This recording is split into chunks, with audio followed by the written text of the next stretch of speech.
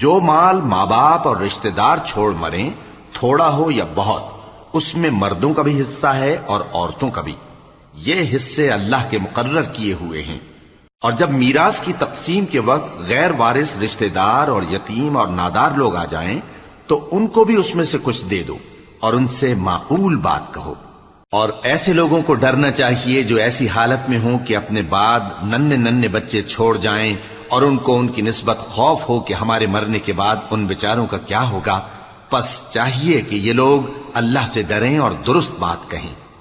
جو لوگ یتیموں کا مال ناجائز طور پر کھاتے ہیں وہ اپنے پیٹ میں آگ بھرتے ہیں اور ضرور دوزخ میں ڈالے جائیں گے۔ اللہ تمہاری اولاد کے بارے میں تم کو ارشاد فرماتا ہے کہ ایک لڑکے کا حصہ 2 لڑکیوں کے حصے کے برابر ہے، اور اگر اولاد میت صرف لڑکیاں ہی ہوں، یعنی 2 یا 2 سے زیادہ، تو کل ترکے میں ان کا 2/3